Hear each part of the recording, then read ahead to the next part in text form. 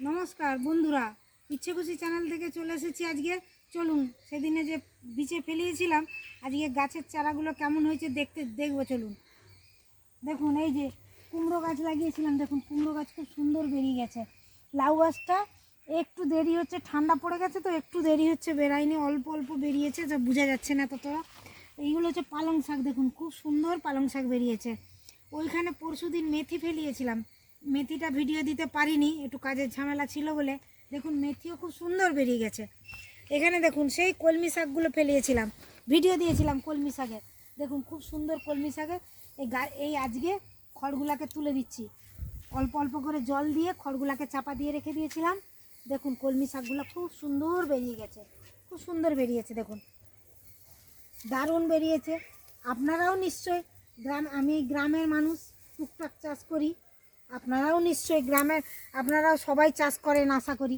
গ্রামের দিকে তো সবাই চাষ করে টুকটাক, তবে আমি সার্ভিসবিহীন চাষ করি। দেখুন সার্ভিস খুব কম দেই না বললেই হয়।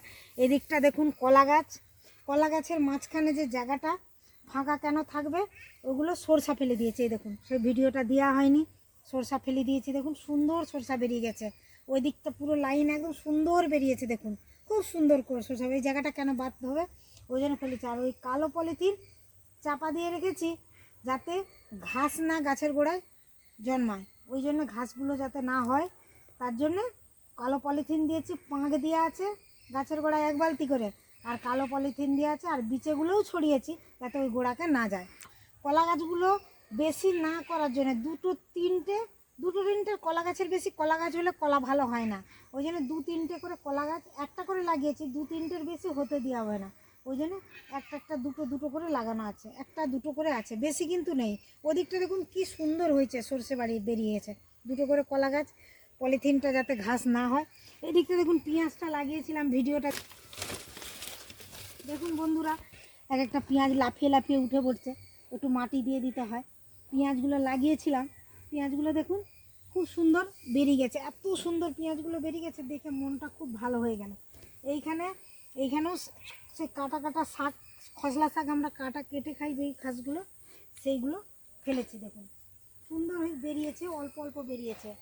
ওদিকটা ধনা পাতাটা এখনও ভালো বেরায়নি, ধনা পাতাটা একটু দেরি হচ্ছে। মেথি বেরিয়ে গেছে, খসলা শাক বেরিয়ে গেছে, সুন্দর সুন্দর। আর এইদিকে দেখুন আমার এইটা পালং শাক আছে, এটা অল্প স্বল্প করে বেরিয়েছে। এদিকটা দেখুন আগের সবজিগুলো দেখুন, কুমড়ো লাগানো আছে এক মাদ। আমার বাড়িতে ছোট ফ্যামিলি, আমার বেশি লাগানো প্রয়োজন নেই, ওই জন্য অল্প করেই লাগিয়েছি, ছোট ছোট করে অল্প অল্প লাগিয়েছি যাতে আমার নিজের ঘরের মতো হয়। আমার তো বাজার টাজার যাওয়ার ব্যাপার নেই, নিজস্ব খাবো। আর এর মধ্যে আমি সার্ভিস দেই না, ওইটা কী করি, ওই গোবর গুঁড়া আর ওই যে সবজি আনাজ আমরা তরকারি করি, সেই সবজি সমস্ত ফ্যান একটা বালতির মধ্যে রেখে দিই, সেগুলোই 18-20 দিন পরে সেই বালতি থেকে নিয়ে অল্প করে গাছের গোড়ায় দিয়ে দিই। ওটাই মানে সার্ভিস বলুন যাই বলুন ওটাই। আর এদিকে দেখুন কুমড়োগুলো কেমন হয়েছে, আমার ছোট ফ্যামিলি, আমার বেশি দরকার নেই। এটা কি লাউ না চাল কুমড়ো? চাল কুমড়ো, অনেক চাল কুমড়ো হয়েছিল, অনেক চাল কুমড়ো হয়েছিল। এই গাছটা কতদিন হয়েছে? এটা প্রায় শেষের দিকে, চাল কুমড়োটা শেষের দিকে, কারণ এই চাল কুমড়োটা এটা 2 মাস প্রায় হতে যাচ্ছে। গাছটা প্রথম থেকে আমাদের হচ্ছে সেই ভাদ্র আশ্বিন মাস থেকে শুরু হয়েছে চাল কুমড়ো, মানে সুন্দর হচ্ছে একদম।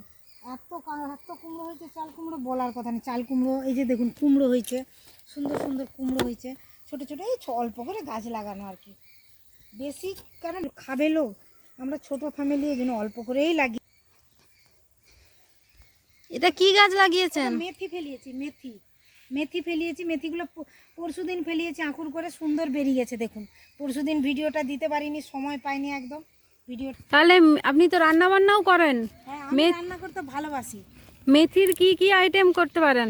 মেথির অনেক কিছু, মেথি শাকের চচ্চড়ি, মেথি শাকের হালকা করে পাতলা পাতলা ঝোলে মেথি শাক অল্প করে দেই, আবার মেথি শাক পরোটা করি।